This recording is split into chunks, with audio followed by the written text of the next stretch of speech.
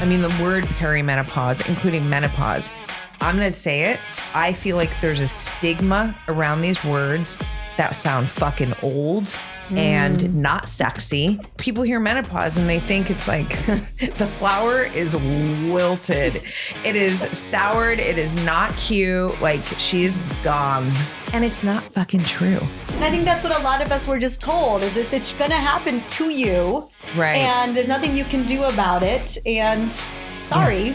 And that's not true. Like that's still a lot of the advice, or I'm calling a lot of gaslighting. It's not advice. Yeah. I think doctors think it's advice. They're just like, oh, well, this is where you're at. You're in midlife now, and this is kind of par for the course. And and it's so far from the truth. I think perimenopause is an opportunity for just epic reassessment. And again, if we're talking 10 years, it's a decade of reassessing. So what you were doing at 42, 43, again, there may be some pretty big pivots, 47, 48. So true. So don't expect your 43-year-old perimenopausal journey to be your 47-year-old perimenopausal journey. So be open to the shifts and the pivots. This is the Roxanne Show. Get ready. It's time to rise. Mariza, my love, I'm really excited about this conversation. I was thinking deeply about it on the drive here, and I was thinking about how important it is for women to really understand what perimenopause is. And I think, and it is certainly for me on my Instagram, because, the algorithm will feed you what they know that you like. I mean, I see so many more things that come up. And obviously, I follow a lot of incredible health experts like yourself. And so the conversation is more alive in my sphere, but I still don't think that it's, something that, I mean, I was just speaking to somebody recently, a woman in my community who was telling me, she's like, I just learned about perimenopause yesterday because she started feeling these symptoms and, she didn't know what it was. And this is a woman who I think she just turned 40. So you got to think like throughout the duration of 40 years of living, it's like, how have you not known what this is? And it's because of a lot of reasons, which we'll unpack some of that today. But I actually want to start by reading something of one of your posts. You say perimenopause, some call it the second puberty because of all the changes to your body and hormones. It's a 5 to 10 year transition between childbearing years and menopause. Your body is going through so many changes that it may seem unfamiliar to you, but I have good news for you. You are still you. I love that. And I'm just going to send the mic over to you and let you pick it up from there. Unpack that more. I mean, at the end of the day, I think perimenopause is an opportunity to come home to ourselves, or to at least face ourselves, face who we really are. In this profound transition, it's a beautiful opportunity to figure out who we really are. I think sometimes we chart this course and we do it for a number of reasons.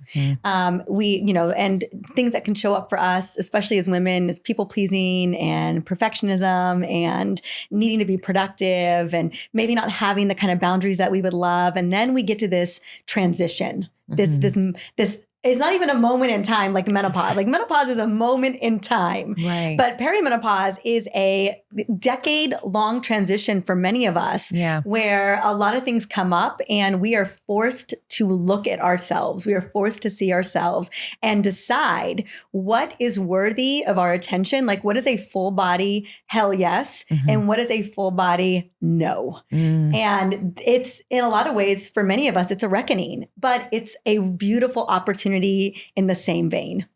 I think it's so important. You said decade long, right? Can you give me the numbers of age groups of perimenopause when it typically can start to, So I'll just break down what is natural menopause. So natural menopause can happen anywhere between 45 and 55 years old. And if you're lucky, you're on the latter side of that, because the longer you can have reproductive longevity, it is a win.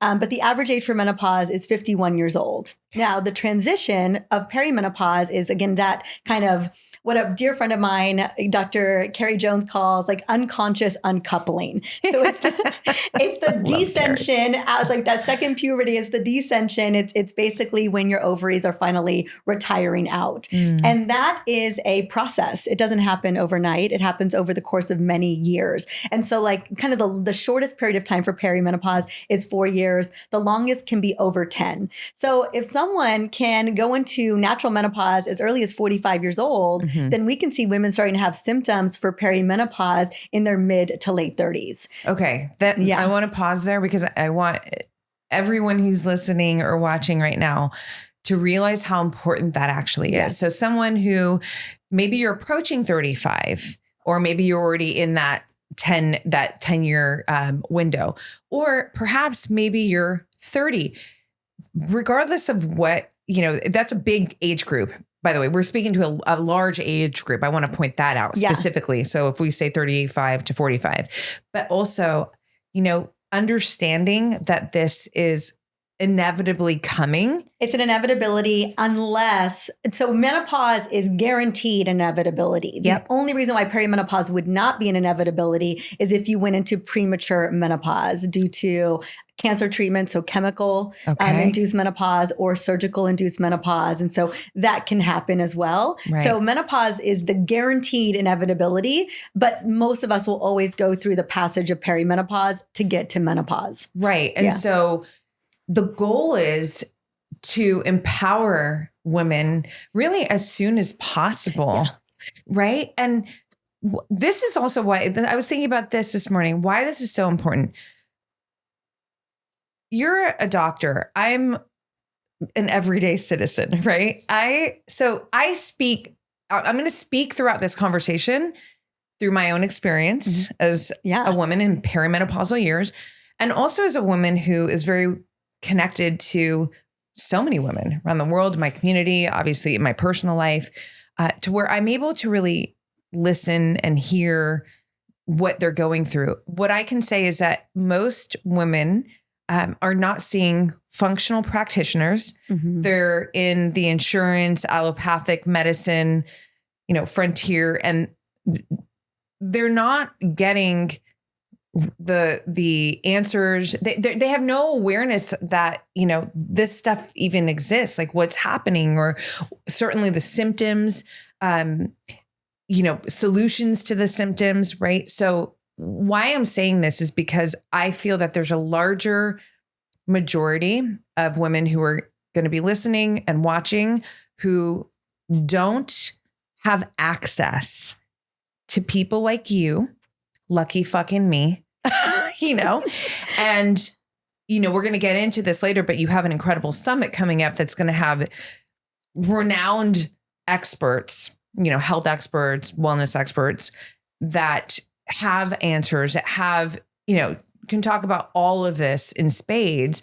And I think it's just so important, especially if you're someone who doesn't get access to people like you, or people like, our best friend, my doctor, Gabrielle Lyon, because you're unfortunately, if you're in the if you're in that insurance, like you're not going to get the same kind of care. You're not going to get the same kind of answers. You're probably going to get gaslit. Like there's going to be a lot of shit. And so I just want to make that really clear that whether you're a geek about this stuff or not, like I certainly am, I think it's really valuable to listen to everything that we're about to throw down today, because it's only going to empower you. Whether you're in perimenopause right now, you're not sure, etc. It's just information that will empower you. So,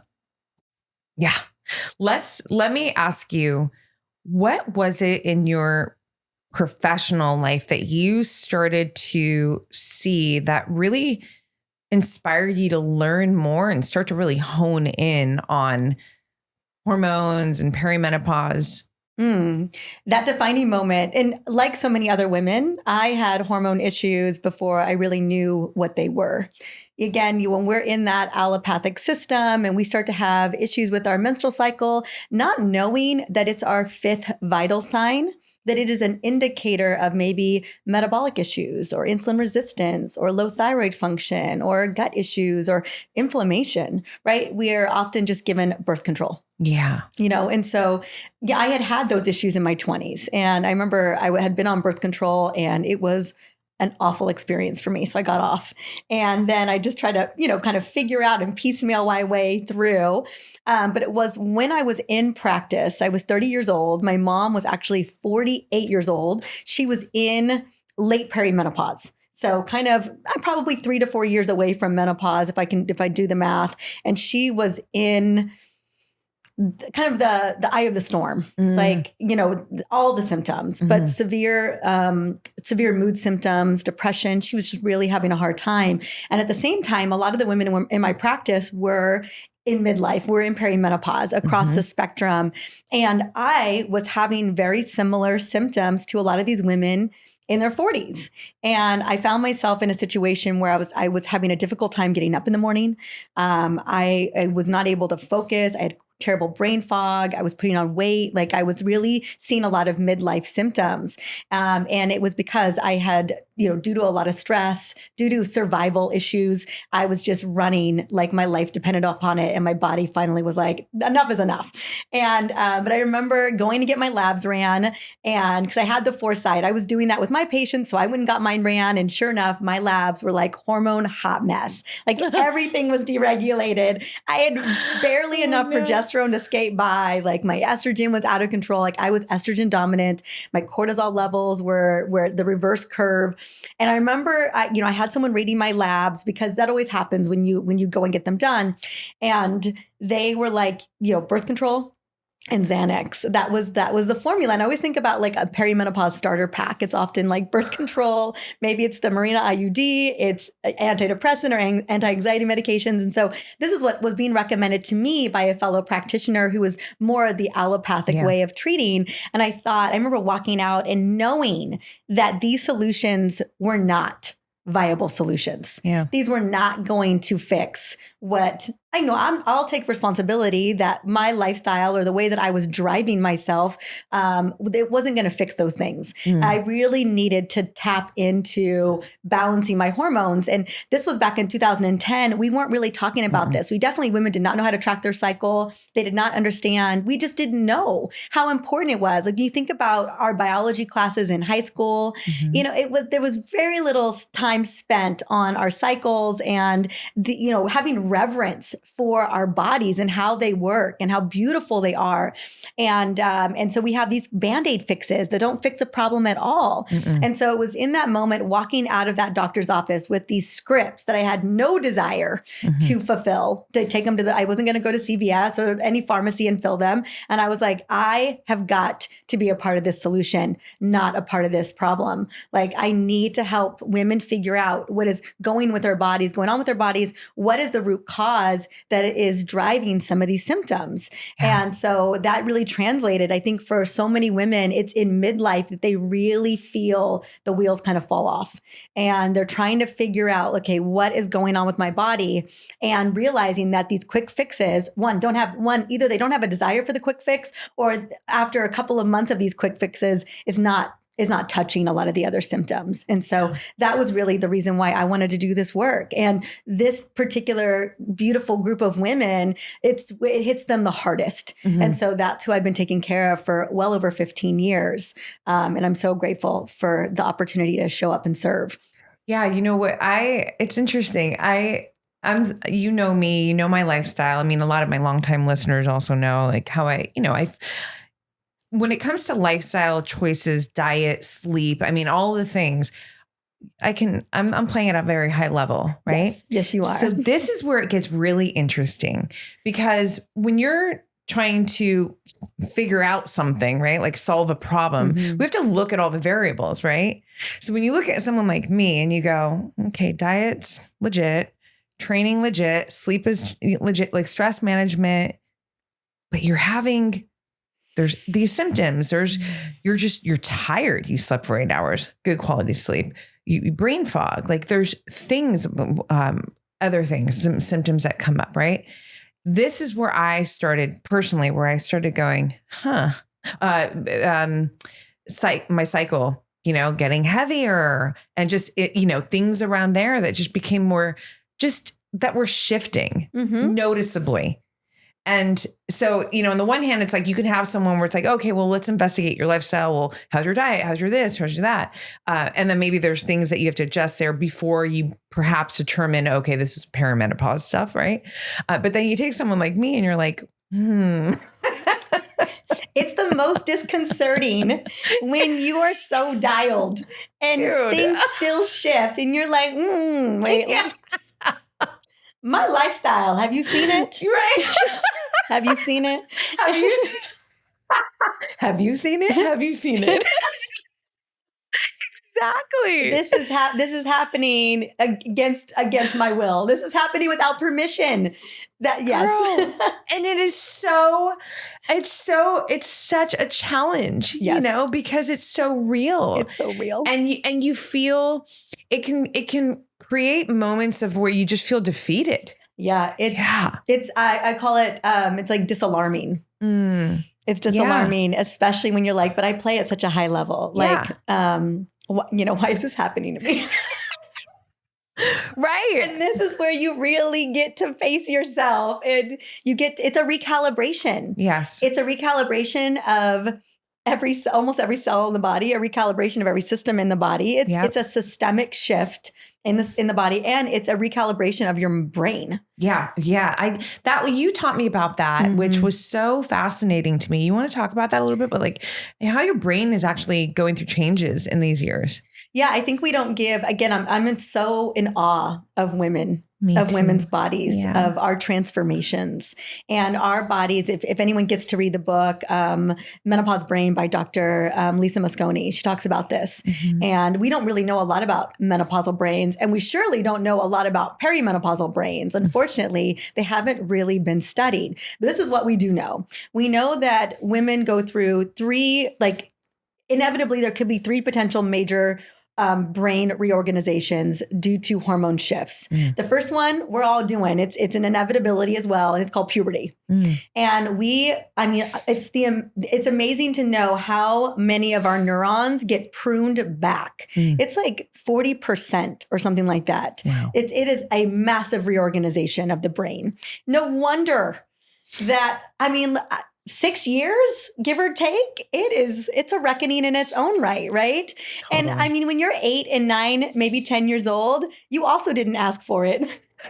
No, you didn't. I was playing with dolls. Right. And then all of a sudden I got anxiety. My period shows up and I'm like, what is going on? Yes, it's so true. And so it's just a very different time because it's not as high of a stakes game. Right. We're not raising children at that time. We're not holding space for other people. We're not building these careers and looking out for our parents and our family and the people around us. So we're just, not that we don't have friends in high school and junior high, but it's not it's a whole different ballgame, right? So major reorganization happens there. The next is pregnancy and postpartum. And any mom, any mom listening, that you will never be the same person you were after you have that baby. You're not. We can pick a baby out of a lineup out of 50 babies. The level of what moms go into to keep their babies alive is just incredible. Their brain shifts towards baby survival at all cost. And so the brain reorganizes there. And then the last reorganization that we really know about is perimenopause. And that is also, again, we are trimming back, gray matter is getting trimmed back. Even white matter is getting trimmed back. It's just a full out reorganization. We see glucose metabolism shifting we become a little bit more glucose resistant in our brain. And so it's no wonder that 8 out of the 10 most common symptoms of perimenopause are brain related, including hot flashes and night sweats. Those are brain derived. Brain fog, lack of word recall, mood swings. The number one most common symptom isn't weight resistance, although that is definitely probably probably the most disruptive. Yeah. You're like, wait, that's when what? you're going to the doctor. You're like, no. That's the final draw. You can deal with all the other shit, but you're like, yeah. But the number one most common symptom is irritation. Like you can be upset about your partner breathing the wrong way or eating too loud. But that's the number one. But like we can somehow we manage that. But like we start putting on a little bit of weight, we're like hard stop. Yeah. No. That's when it all like you get serious about it. Yeah. You posted something I think today where it was something about like how you can go from feeling 25 one day and then 75. Yeah. And girl, that was so real. Today I feel 25. No, but that was so real in perimenopause is what we're talking about. And that's obviously having to do with the sort of river rafting of hormone shifts, right? That's unfolding as well. Yeah, absolutely. You think about our regular cycle. We have that follicular phase where we have insane resilience. We can really push. We're more insulin sensitive. That's when our testosterone is up. We feel, I always say everybody wants day 12 us. I even want day 12 me every day. If I could be day 12 me every day. Wait a second. That's so good. A couple days before ovulation, everything's peaking. You get that big estradiol peak and you are like, you're out and about, you're confident, you're loving, you're social, you're sensual, you're social, you're like on stage energy, like you're wearing the hot outfits, what I'm saying? You're putting on the red lipstick. Yes. You're living your best life. And then, you head into luteal phase and that's more coming into yourself, right? You can be more creative, but it's like an inner place. But we have a little bit less resilience in that follicular phase, especially that week leading into our period. In the luteal phase. Yeah. And so I call that late luteal phase. Yeah. And I will tell you in perimenopause, it feels like that luteal phase stretches. It's very true. Cause I was thinking about day 12 this month for me. I'm like, I wasn't feeling that way. And we start to lose that too. We start to lose. Tired.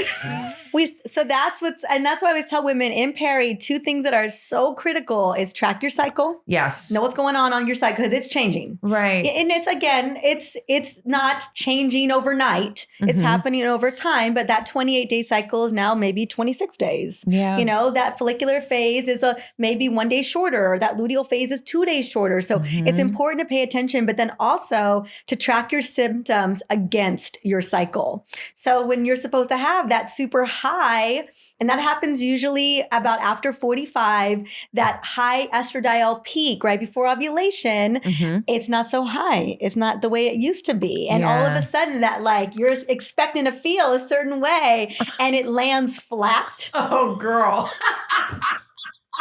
And you're like, where did it go? Okay. Where did it go? Like grasping. Yeah. Where did it go? I'm trying so hard to not grasp. I'm trying really hard to surrender. No, I mean, it's so true. I think I was day 12, it was, whatever, a couple of days ago, where I go outside to do sprints. I mean, I should probably say this too, but it's not the point. It was over 90 degrees, but I trained in heat. But I go outside, I slept great. I go outside, I go to do sprints, normal training for me. And I was so fucking tired. And I was like, and I check in with myself because my secret weapon and best friend is my self-honesty. It is so robust. It is so pure. It's so relentless. So I'm like, what's happening right now? Yeah. Like, are you being lazy right now? Do you do a body scan, Roxy? Like, how do you tap in? Just curious. I think a lot of women aren't even tapping in. Yeah. To kind of, and also a lot of women are not sprinting. Can we just celebrate that's like no. And it's more like I want to compete. Including me. I want to have fun. Okay. Yeah. It's not just something I do. It's not a workout. It's like I actually train. I'm technical about it. So it makes it more fun for me.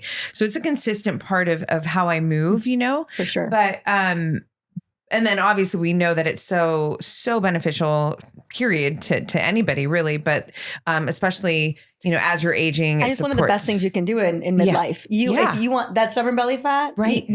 I talk about a shift in metabolic rate, like sprint training is one of the most profound things that you can do to like shed that weight, but also dial in your metabolic health. Totally. So I just wanted to share that. And if you have capacity for it, try it. Yeah. And you can build to it. You can totally build, it's not something you just run out and go do a 400 fucking. No. I'm talking like 20 seconds. Yeah, you guys. Exactly. Like 100 meters, even 60. Yeah, no. Well, so to answer your question, I always check in. It's actually the first thing I do. I pull out my red light panel, I sit down, I meditate, I read, and I journal. And so there's always a scan in that moment for me. But in this particular moment, yes, I did go in and I scanned additionally, right? Because this is after. And really it was this mental where I was like, are you, I'm not lazy. Like, look, I love this shit. So you don't have to pull me to go do this stuff, it's so that's where, and I literally said to myself out loud, because I felt like I had to, and I talk to myself all the time, but like, Rox, you're not lazy. You're tired right now. Like, and the tired is not a sleep thing. It's like an adrenal thing right now. It's something with your hormones and that's okay. So I gave myself permission, even though it's not what I wanted to do, because what I wanted to do was fucking go, and just push and full out. Yeah, like exactly. You showed up to do. I mean, you drove to the track or wherever you were. Like you brought all the things. Yeah, I was ready. Except your resilience didn't come. She decided to stay at the house. She did. She was like, I'm comfortable on this couch right now with this red panel. But I'm going. Yeah. But she didn't tell you. She didn't tell me. Damn it. And so it was just this moment where I'm like, and it's hard. So I actually gave myself a deload week after that. It was like, you know what? And if I feel like there's a push moment for me, that I'll give myself that I'm not going to, I'm in a deload week, but it was just really this moment. And this circles back to something that you said in the beginning that's really important that I want to pull on here. But it was this moment of me just accepting where I was and giving myself that permission, which is like a love letter to myself to say, hey, it's okay. Like we can take our foot off the gas pedal in this zone right now, zone being the physical, and just give yourself a moment to recalibrate, because someone like me, obviously, and I think this is important because I'm not the girl who's like, I'm not pretending like that shit's real for me, so, and knowing what I know about Perry and just the reality of these years. And when I say reality of these years, it's not like, oh, I'm declining, something's wrong. So I also want to make that very clear, because I think, and I'm going to circle back to that point that I want to pull on, by the way, I did not forget. The word perimenopause, including menopause, I'm going to say it. I feel like there's a stigma around these words that sound fucking old and not sexy. I'm the one saying it, where it's like, oh, menopause, it's like people hear menopause and they think it's like the flower is wilted. It is soured. It is not cute. Like she's gone. She's by. And it's not fucking true. So anyways, not true. We can pull into that. But the part that I wanted to tease out, and I won't forget to bring us back to that, unless there's something that needs to come out of you right now.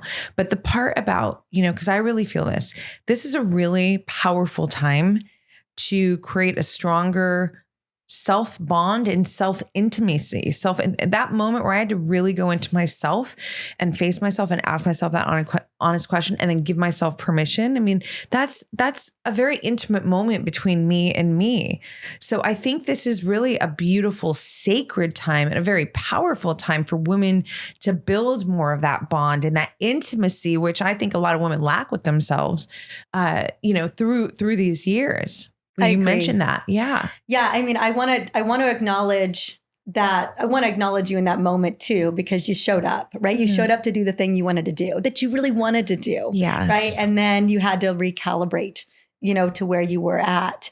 And what has really been the kind of a pull and tug for me is I'm really mourning my past self, my even 2 years ago self, where things were effortless. I didn't have to think. We threw a birthday party for me yesterday. Yes. And the week leading in was heading, like it was literally, and also I started my period. And something that's been going on with me that I have no problem admitting is that I have been dealing with some pretty big mood struggles in that luteal phase of my cycle. And they can really be variable. Some months it's only 5 days. Other months it could be longer. And I remember heading into this party and not really having a lot of the bandwidth that I would have loved. Things that, again, effortlessly planning parties, doing all the things, hostess with the mostest. Like there's a standard at which I like to do these things. And I found myself not having the mental and physical capacity for this event. And I was really going back and forth, and ultimately we ended up doing it. And it was my whole weekend, like planning it and doing all the things. And I remember having moments over the last couple of days leading into that, asking myself, how do I reconcile this in a way? Like I'm supposed to be stepping in and celebrating this new year. And I described it as someone threw me on stage and I didn't know I was speaking and there was a spotlight on me. And I was like deer in headlights heading into 45. And so I was having a moment of mourning the woman I was even at 43 relative to 45, but then also really stepping into, a surrender of this newer version of me, even if it's maybe a temporary version. Some of these symptoms, they may only be more perimenopausal symptoms. And then I head into, menopause where things kind of equal out. Yes, things are happening at a profound level on a systemic level, but also some of the mood changes and things can be more variable just through perimenopause. At least that was the case for my mom. And so I think more so, I always say, ease and grace. Ease and grace, ease and grace. And I will tell you that is not so easy. When I'm so used to being someone who fires on all cylinders and plays, I love being the woman who does play full out. And then recognizing that I get to recalibrate what that means. And I get to be more discerning about the things that are important versus things that I may just be saying yes to or I feel obligated to. And so, it's a very interesting transition. I find I'm constantly facing myself and I'm constantly reframing who I am and what I'm capable of or what I'm prioritizing based on my bandwidth. And so I want everyone to know that if you're finding yourself in like this time of destabilization where you're like, but I was able to do this a year ago without thought. And now I'm having to think about it. It's really about you get to take a step back and decide, okay, what do I have bandwidth for? What really matters? And who do I really want to become in this moment? And so I think that it's not a linear journey at all. No, it's not. And I think it's just an opportunity. Again, the self-bond and self-intimacy, another way to frame it is it's this opportunity to do internal house cleaning as a constant, because I think what's important to say too is that, it's not a step down from who you were. I mean, let's be real. I'm still a fucking eye of the tiger beast pushing. It's just you have to become a stronger tactician with yourself. So you have to know the ways at which you can, you manage yourself, capital SELF, and your lifestyle in a way where you can show up as optimally as you want to in your day-to-day. So perhaps the morning is like, I didn't have to think about it before, but now I have to think about it, fill in the blank, whatever that is. That's not necessarily a negative. That's an opportunity for you to go, well, I have more awareness now. in this particular zone. And you know what? That's actually valuable. I think wherever we have more awareness, we're able to be more intentional, more clear, more directional. And ultimately that's where we are going to be most effective and powerful, right? So it really, I think that's something that I know I want to make very clear that, you know, even just in the example of, oh, my sprinting, it's not like, oh, can't sprint the way. No, I'm actually faster and stronger. I'm fucking kicking ass on levels where I wasn't kicking ass before in my 20s and my 30s. It's more of, we have to understand how to replenish, how to recalibrate, what to say no to, what to say yes to, so that we can keep what is most important to us internally and in our lives, right? At, you know, in the place where they're thriving, right? Mm-hmm. Like where we are thriving and where, you know, aspects of our life are thriving. And thriving, I know it's you know, your whole summit that you have coming up that I'm so excited about is how to thrive in perimenopause. And so that's one of the things I love so much with you is that, you know, it's not this, well, you're going, you're stepping into these years and it's decline from here. Yeah, you're like, no. hell to the no. It's a full body no. Yeah. I checked in with my body. Yeah. And that is a no. That is a no. Exactly. You're like, we are going to giddy up now, girls, and let me show you how. So I want to talk about the summit. Before we go into that, I want to ask you, what are some myths that we can debunk? I love your eyebrows. Just so much. She just went like, yes, let's go there. What are some myths that we can debunk around perimenopause? Maybe things that you see that are happening or being said, or anything that comes to your mind when I say that to you. Yeah, I think one of the biggest myths that I hear a lot is that, yeah, it's like it's the end game. Like you said, like the flower is wilting, and it is so far from the truth. Yes, if you're just in default mode, we do see things shift. Yeah. Right. And I think anytime we're just what is in default mode? I would say you're not, you're not, there's not an awareness. Yeah. There is an agency over your health. You're not being intentional about lifestyle. Yeah. You know, you're just like, you're not moving your body. You're not intentionally thinking about what you're eating. You know, you're just kind of Autopilot. letting this happen automatically. You're just like, and I think that's what a lot of us were just told, is that it's going to happen to you. Right. And there's nothing you can do about it. And sorry. Yeah.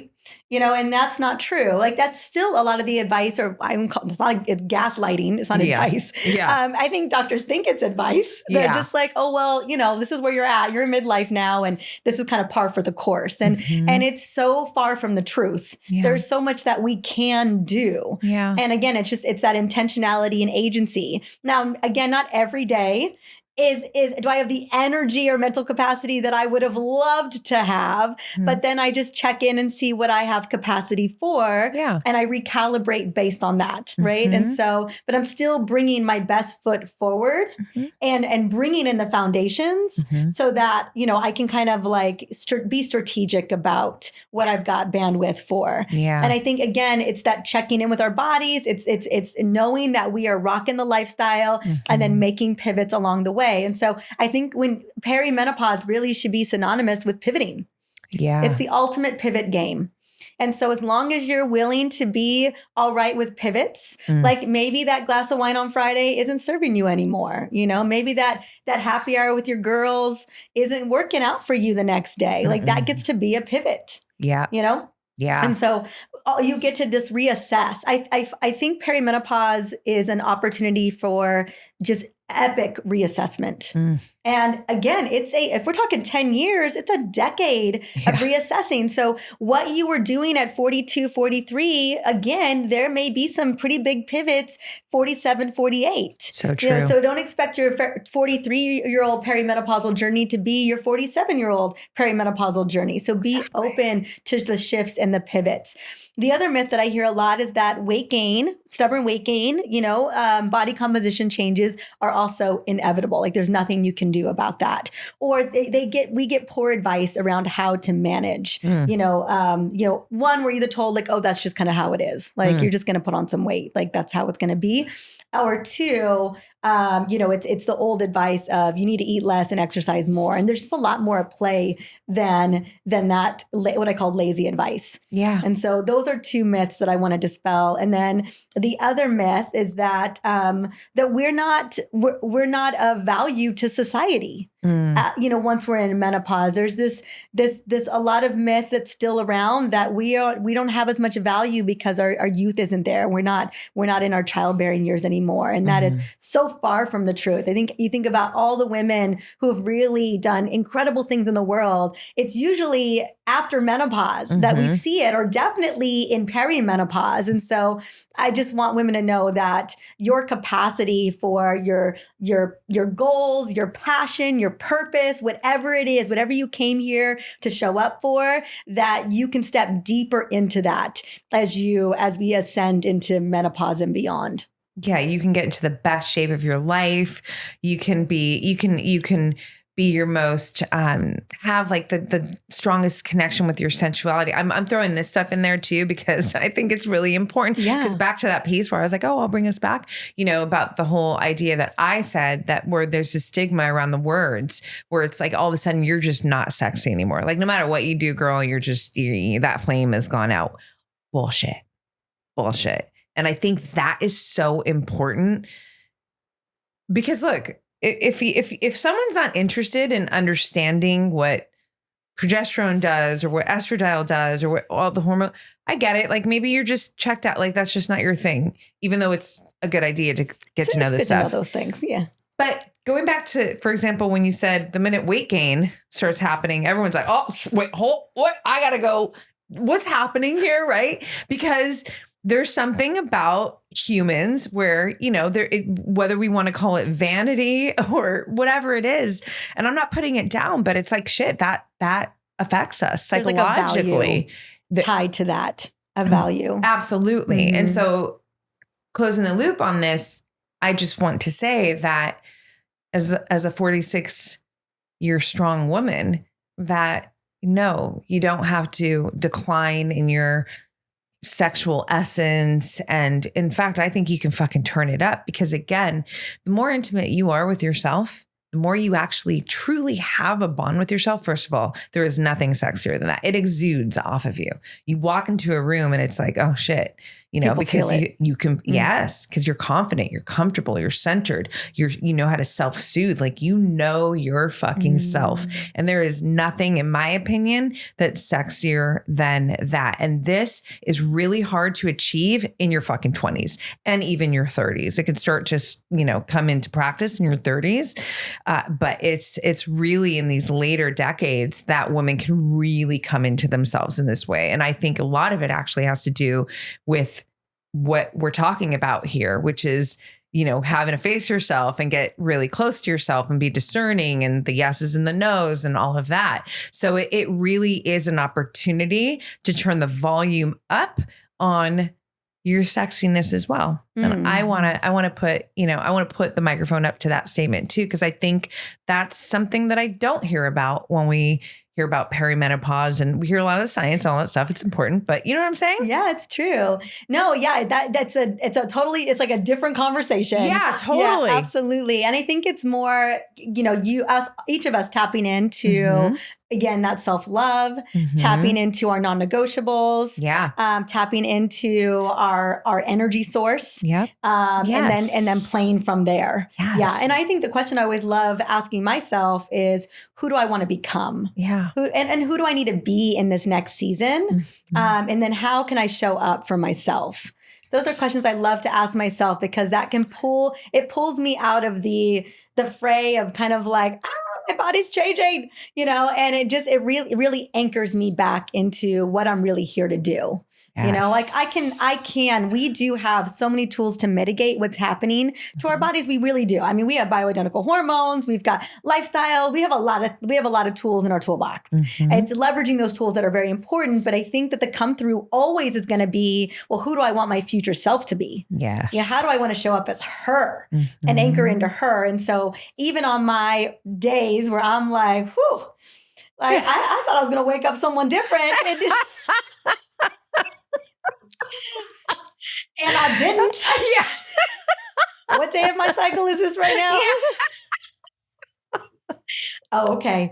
You know, and then, in that body scan but then anchoring in to who I am becoming, like anchoring into that North Star. Yeah. And I love that discernment from that place and, pivots from that place. And I feel like that never steers me wrong, even when it can feel, there are days where it feels a little bit destabilizing, I'm not going to lie. But as long as I've got that anchor in place, like I know where I'm going. I know how to tend to myself, to bring in that agency around my health, to be moving in that direction. Absolutely. It's how I roll too. It's, relationship with my highest self, my muse. I also call my future self vision self. Vision self. Yes, girl. Like it is truly, it's the lighthouse. It's the North Star. So I love that you share that and that this is a practice for you in your life. Cause I know this to be so effective and so powerful in my own life. Your summit.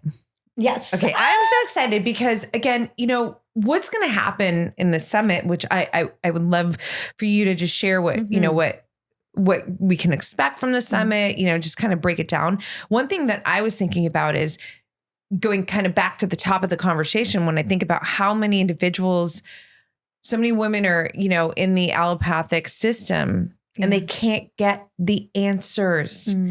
So when I think of your summit, I think of, holy shit, this is the treasure chest of answers, of, even questions to be asking, the power of questions. So let's talk about the summit now. Yeah. Ooh. Yeah. 50 of the best experts in this space. And I want to say 95% of the experts are either deep in peri, so they're in it. They're in the lived experience, or they've been in the lived experience. So they're in peri, or they're in post-menopause, which is menopause, but that's what the term is. And so I made sure to bring on experts that they know the experience and they pivoted through the experience, and they also have taken care of so many women in this experience. And so it's a lot of these conversations are vulnerable conversations about even how doctors who have been treating patients for decades, what happened when they went through it, and because it's one thing to be working with somebody. It's another thing when it goes down for you, because we all get to recalibrate. We all get to redefine who we are. And then not only in their shared experience of like, what were their major pivots, but then obviously what is the tried and true practices and pivots. So many conversations around bioidentical hormones, around reducing inflammation in the body, up-leveling the brain, mood, trauma. I always, for women, I feel like it's all up for review. So even trauma is up for review in perimenopause. And so I wanted, every facet of this journey to be tackled. But what was most important to me is that the advice was actionable. Like you walked out of that intimate conversation where I pried the best of the best from people. I think I've interviewed close to 2,000 people now in my life. And so I feel like I've got a little bit of a, I can get what I need. You're incredible.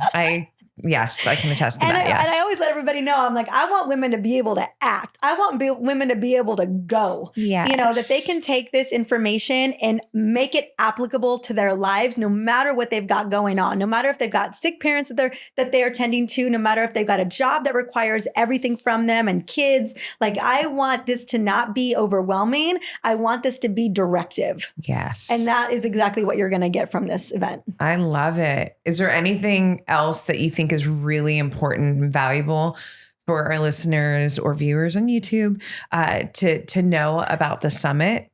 I would say it's free. Yeah. It's obviously important. it's free. Yeah. So that's incredible though. Can I just highlight that, people who tune into me and my show, all my content, like especially longtime listeners, they know what I'm fucking about. First of all, there's high level filters here. Right. And I love that for my own life, and everything that I share, but I really do. I want you kicking ass. I want you feeling your best. I want you looking your best for you. I want you performing your best. Right.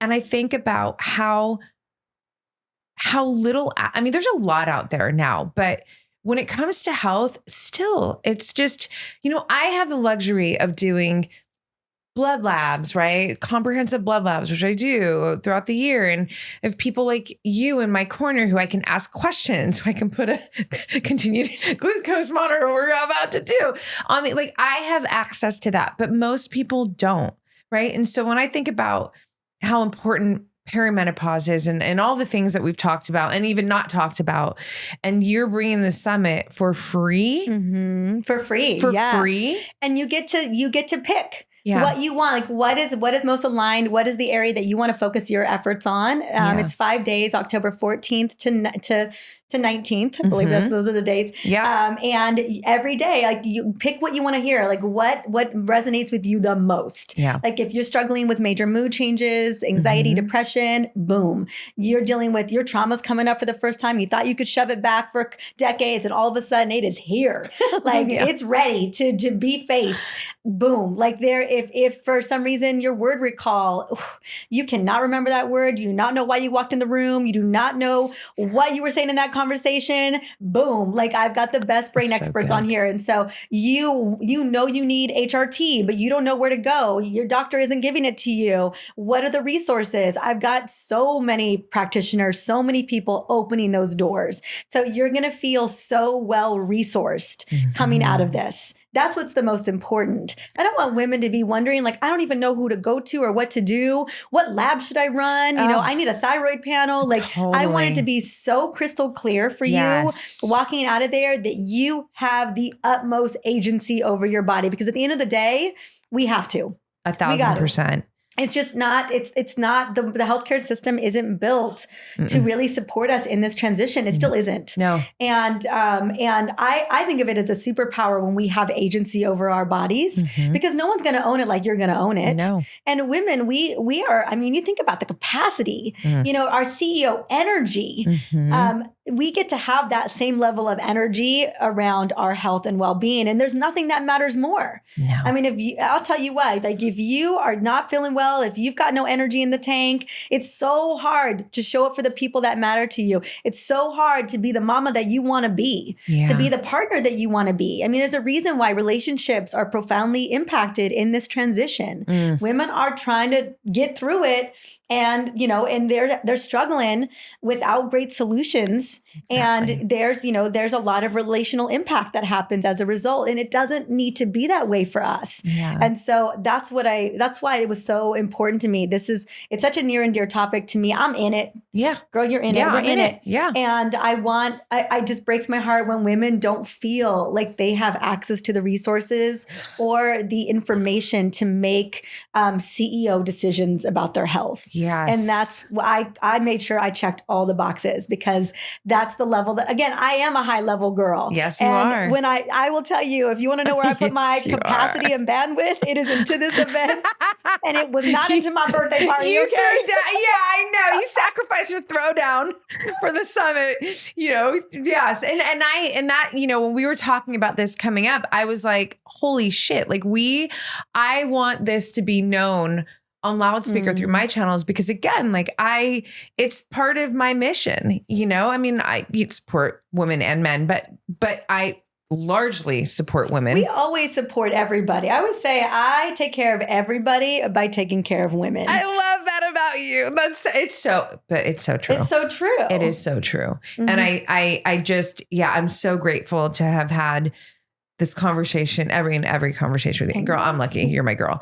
But in addition to that, I really felt called to highlight what you're sharing And this summit, because I know how many women are out there that don't have the answers, that don't have the resources, that don't know which. I get asked the questions. Where do I do labs?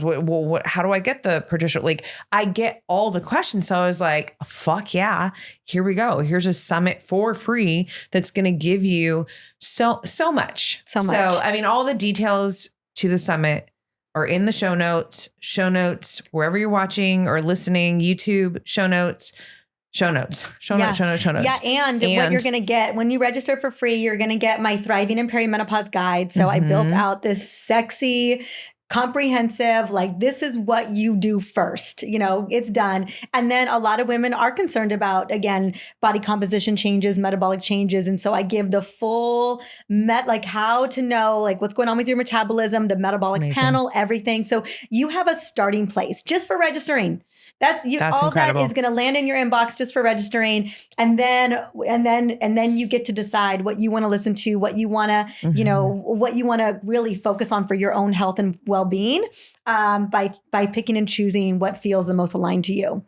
What a gift you are. Oh, I just appreciate you with my whole heart. And I'm so excited for every single woman who gets the opportunity to learn from you, to join this summit, because I know that they will be in a better place in their lives for doing so. So I love you. Thank you for coming out. Thanks, spending this time with me. Any final words? Just anything top of mind, top of heart? I mean, this is a revolution. Fuck yeah. It's a revolution.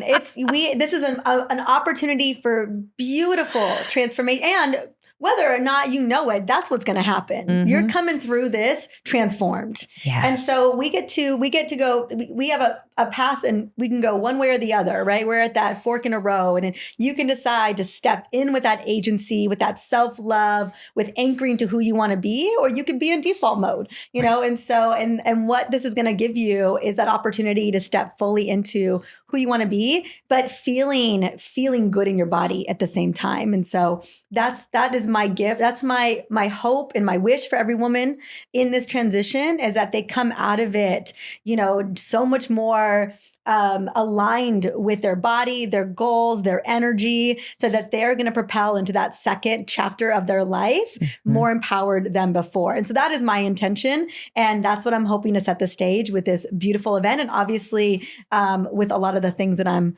bringing forth in the next year or so. Yes. Yeah. I'm excited for it all. Yeah. I love you. Yes. And